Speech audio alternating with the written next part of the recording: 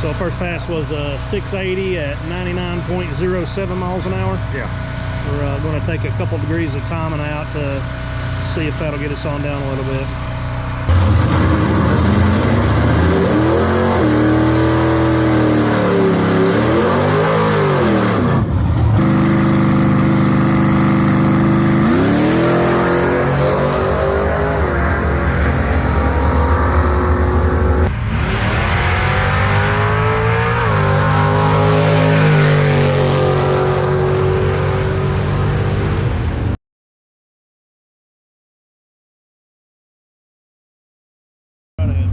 We took some timing out of the car.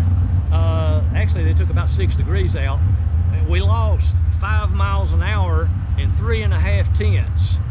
We did a 715 at only 94 miles an hour. So we put timing back in it. We're going to go out and see what that does.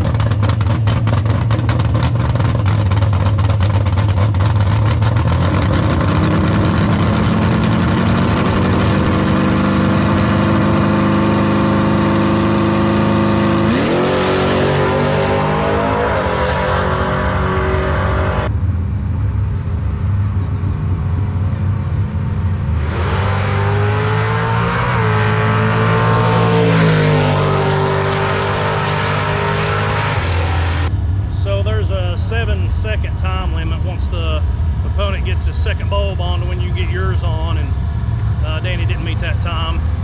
Automatic loss. So that's what happened to that. They didn't post our time on the board either. He did go ahead and make the pass, so we're unaware of what that time is, but that'll be it for us today unless we join the second chance race.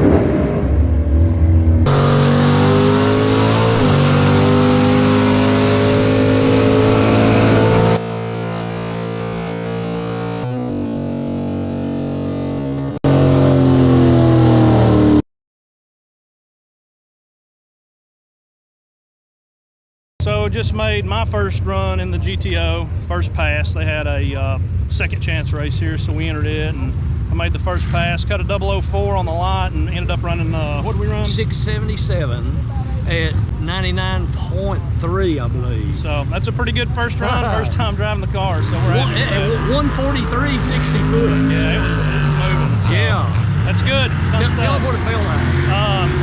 As soon as you come off the brake and hit the gas, it's like just a blur, and you're there. So good deal. Takes your breath away.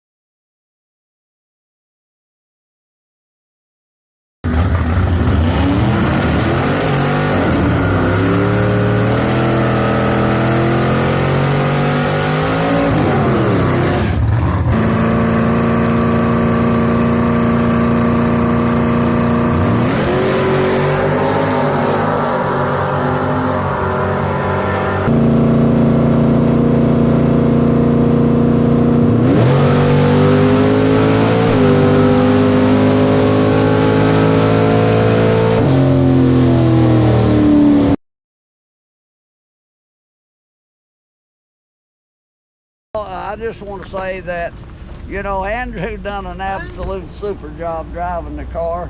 Ran consistent 670s, and we were very proud of that. Car weighs 3,496 pounds, and it's only got a small engine in it with a single 4-barrel carburetor. 176 Paraglide, designed and built by me, Danny Shortridge. We had a 557 gear ratio in it, and it was a little bit much because not only is the car heavy, but at the same time you're not allowed a real big tar under this car, and so we put a 10-inch tar on it, and it handled that real good with some low 142, 143, 60 foots, and then consistent 670s. 538 gear ratio is what we went down to from a 557.